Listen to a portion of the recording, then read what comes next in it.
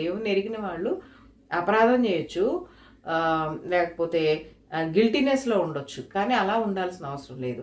అపరాధానికి నిర్దోషి అయిన యేసుప్రభు వారి రక్తం, గలతీ 1:4 ఎఫెసీలో చదువుకోండి, దాంట్లో కూడా మనల్ని నిర్దోషులుగా చేయడానికి ఆయన అర్పించబడ్డాడు. కాబట్టి ఎవడైనా పాప పరిహారార్థ బలిగా ఒక గొర్రెని తీసుకొని అర్పిస్తే ఆ దేవునికి వాళ్ళకి మధ్యలో సమాధానం వస్తుంది. ఇప్పుడు ఒకేసారి అర్పించబడినటువంటి పాప పరిహారార్థ బలిగా, అపరాధ పరిహారార్థ బలిగా, దహన బలిగా, సమాధాన బలిగా అన్నిటికీ సరిపడా, అంటే తెలిసి కూడా పాపం చేసేవాళ్ళు ఉంటారు కదా, తెలియక పాపం చేసేవాళ్ళు ఉంటారు కదా, ఆ టోటల్గా అసలు దేవుడు నీతి ఇది అని ఎరక్క పాపం చేసే సమాజం ఉంది కదా.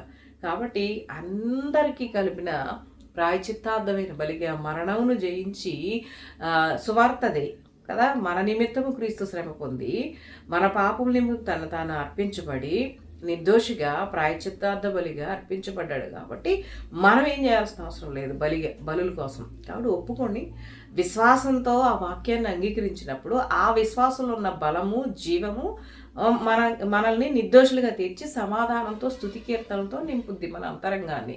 ఇది యేసుక్రీస్తు ప్రభువు వారి ద్వారా ఈరోజు పరిశుద్ధాత్మ దేవుని ద్వారా దేవునికి మనకి మధ్యలో ఉన్నటువంటి సంధి అనొచ్చు, అది కరెక్ట్.